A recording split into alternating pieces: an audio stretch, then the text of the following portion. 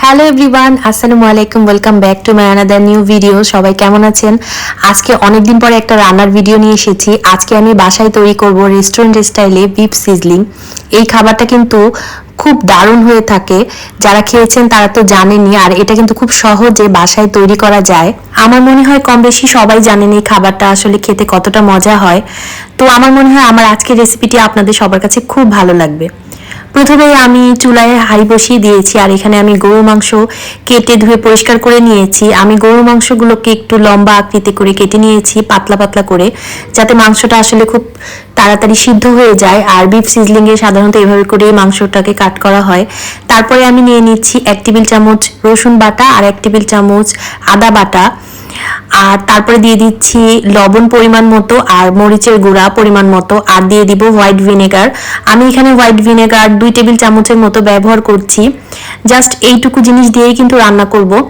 আসলে অনেকেই মনে করে বিফ সিজলিং বাসায় তৈরি করতে আসলে অনেক কিছুই লাগে, খুব অল্প জিনিসেও কিন্তু খুব মজা করে বিফ সিজলিং তৈরি করা যায়। আমি খুব ভালোভাবে মেখে নিচ্ছি, আর তারপরে দিয়ে দিলাম 2 কাপ পরিমাণে পানি।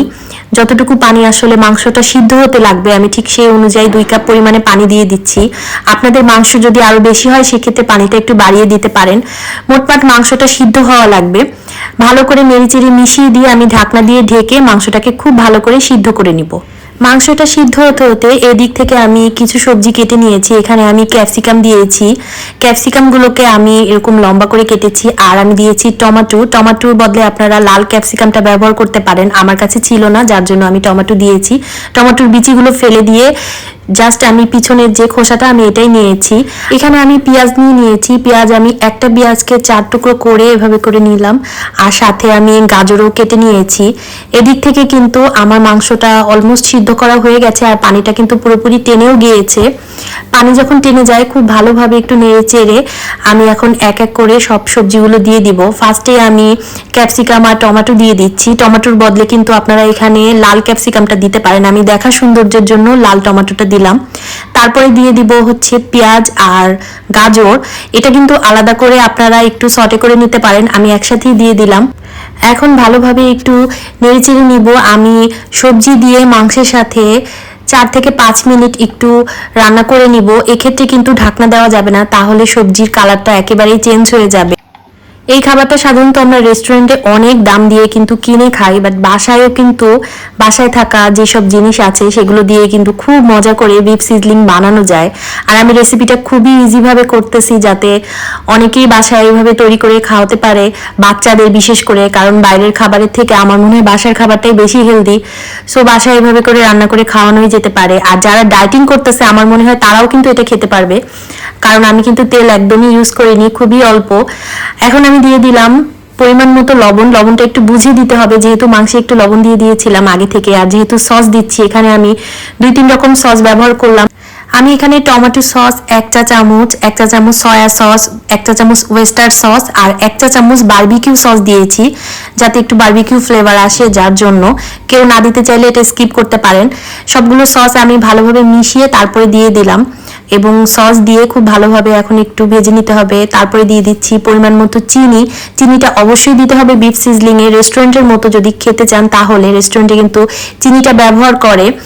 আর তারপরে আমি দিয়ে দিলাম 1 কাপ পরিমাণে পানি। 1 কাপ পরিমাণে পানি দিয়ে জাস্ট 1 থেকে 1.5 মিনিট পানিটা একটু ফুটে আসলে আমি এর ভিতরে কর্নফ্লাওয়ার দিয়ে দিব। আর কর্নফ্লাওয়ারটা কিন্তু একদম লাস্টেই দিতে হয়। আমি 1 টেবিল চামচ কর্নফ্লাওয়ার 1 কাপ পানিতে মিশিয়ে আমি কর্নফ্লাওয়ারটা দিয়ে দিলাম পানিটা ফুটে যাওয়ার পরে। কর্নফ্লাওয়ার দেওয়ার পরে দেখতেই পাচ্ছেন এখন কিন্তু অনেকটা মাখা মাখা হয়ে গেছে। আমার রান্নাটা অলমোস্ট হয়ে গেছে। এখন একটু ভালোভাবে নেড়ে চেড়ে আর 2-1 মিনিট রান্না করলেই কিন্তু আমার রান্নাটা হয়ে যাবে। অন্য চুলায় আমি একটা ফ্রাই প্যানে 2 টেবিল চামচ বাটার দিয়ে দিয়েছি, আর তারপরে দিয়ে দিব পেঁয়াজ আর কাঁচামরিচ। আমার ফ্রাই প্যানটা কিন্তু অনেক গরম করে নিয়েছি, আর পেঁয়াজটা দেওয়ার কারণটা হচ্ছে আমি যদি এই ফ্রাই প্যানের ভিতরে মাংসটাকে ঢেলে দিই তো মাংস নিচ থেকে পুড়ে যেতে পারে। সাপোর্টিং হিসেবে আমি পেঁয়াজটাকে দিয়ে দিলাম, এবং পেঁয়াজের উপরে আমি যে বিফ সিজলিংটা রান্না করে রেখেছি এটা দিয়ে দিব, তাহলে আর নিচ থেকে মাংসটা পুড়ে যাবে না। এখন আমি এটা দিয়ে দিচ্ছি। আওয়াজটা শুনে বুঝতেই পারছেন যে তাওয়াটা কতটা উত্তপ্ত ছিল এবং সিজলিংটা কত সুন্দরভাবে হচ্ছে। এখন আমি 2 মিনিট এভাবেই রেখে দিব। আর এভাবে করেই কিন্তু খুব সুন্দর করে সিজলিংটা হয়ে যাবে। 2 মিনিট পরে আমার খুব ভালোভাবে একটু নেড়েচেড়ে দিতে হবে। আর পেঁয়াজটাও কিন্তু নিচে যে পেঁয়াজটা ছিল ওটা কিন্তু বেশ নরম হয়ে গিয়েছে, এখন আর পুড়ে যাওয়ার কোনো চান্স নাই। আর খুব সুন্দর করে কিন্তু সিজলিংটা রেডিও হয়ে গিয়েছে। এই পর্যায়ে উপর থেকে আপনারা পেঁয়াজ পাতা দিয়ে দিতে পারেন, আমার কাছে ছিল না যার জন্য আমি দেইনি। পেঁয়াজ পাতা দিলেও কিন্তু সিজলিংয়ে খুব সুন্দর একটা স্মেল আসে এবং খেতেও কিন্তু দারুণ লাগে। আমার অলমোস্ট সিজলিংটা কিন্তু হয়ে গিয়েছে। আমি লাস্টে খুব মজার একটা জিনিস দেব, সেটা হচ্ছে গন্ধরাজ লেবুর যে উপরের খোসাটা, এটা আমি সুন্দর করে গ্রেটারে গ্রেট করে নিয়েছি। জাস্ট উপরের সবুজ অংশটাই দিতে হবে, এতে করে কিন্তু খুব সুন্দর একটা স্মেল ছড়াবে। আমার কাছে দারুণ লাগে যার জন্য আমি দিলাম। আপনারা একটু ট্রাই করতে পারেন, আমার কাছে মনে হয় অনেক ভালো লাগবে। গন্ধরাজ লেবুতে কিন্তু খুব সুন্দর একটা স্মেল আসে, আর এটা যদি খাবারে একদম লাস্টে দেওয়া হয় খুব সুন্দর একটা স্মেল আসে, খেতেও কিন্তু দারুণ লাগে। তারপরে আমি দিয়ে দিব কালো গোলমরিচ, আপনারা চাইলে সাদা গোলমরিচ গুঁড়ো দিতে পারেন। আমার কাছে কালো গোলমরিচের স্মেলটা ভালো লাগে, এই জন্য আমি একদম লাস্টে দিয়ে দিলাম। দিয়ে একটু নেড়ে চেড়ে আমি চুলাটা বন্ধ করে দিব। আমার রান্নাটা কিন্তু অলমোস্ট হয়ে গিয়েছে। এখন সুন্দর করে আমি একটা প্লেটে সার্ভ করে নিব। তো আপনারা তো দেখেই নিলেন আমি বাসায় কত সহজে বিফ সিজলিং তৈরি করে ফেললাম রেস্টুরেন্ট স্টাইলে। আমার মনে হয় আপনারাও আমার রেসিপিটা ট্রাই করবেন এবং ট্রাই করে অবশ্যই আমাকে কমেন্টে জানাবেন যে আমার রেসিপিটা কেমন লেগেছে।